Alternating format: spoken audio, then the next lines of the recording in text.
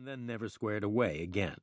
Apparently, old Marine pants looked just like new Ralph Lauren pants. Not that Reacher cared what pants looked like, but $5 was an attractive price. His off-duty T-shirts were old Army items, gone pale with washing. Only his jacket was definitively non-military. It was a tan denim Levi's item. He changed and packed the rest of his stuff into a duffel and a suit carrier, which he heaved out to the curb, where a black Chevy Caprice was parked. The key was in. Reacher headed out towards McLean, Virginia. The corporate park was one of many, all of them the same, 2- and 3-building campuses spreading outward across empty land. Reacher found the right place and pulled in, past a sign that said Educational Solutions Incorporated. Parked at the door were 2 more Chevy Caprices. One was black and one was navy blue, each one with 2 more antennas than a person needed for listening to the ball game. The black car had short needles, and the blue car had longer whips, 2 separate organizations. Interagency cooperation. Reacher parked alongside and left his bags in the car. He went in, to an empty lobby. There was a door marked Office and a door marked Classroom, which Reacher opened. There was a chalkboard at the head of the room and 20 college desks in 4 rows of 5. Sitting on 2 of the desks were 2 guys, both in suits. One suit was black and one suit was navy blue. They were about Reacher's own age. The one in the black suit was pale with dark hair, worn long for a guy with a government car. The one in the blue suit was pale, with colorless hair buzzed short. Reacher stepped in, and they both turned to look. The dark-haired guy said, "Who are you?"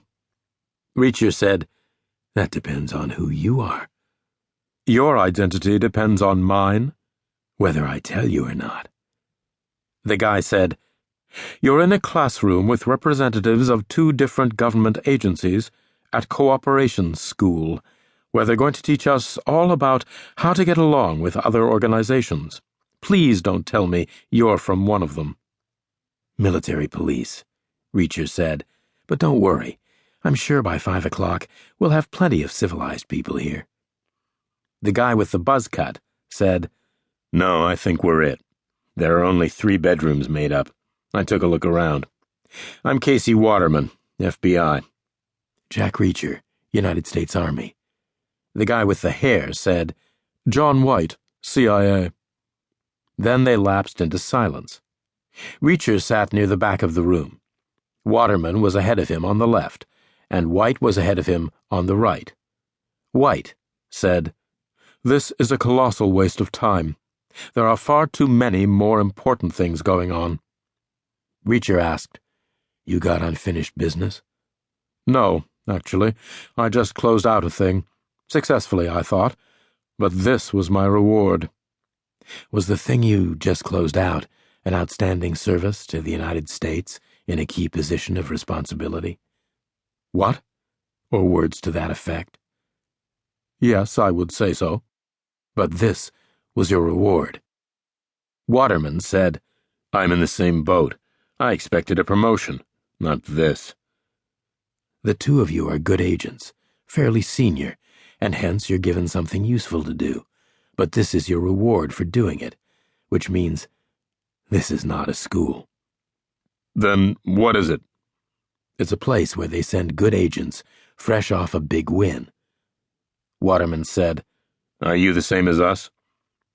Reacher nodded. "I'm fresh off a big win. When you got these orders, was it face-to-face or written?" "Face-to-face." "Was there a 3rd person in the room?" White said, "As a matter of fact, there was.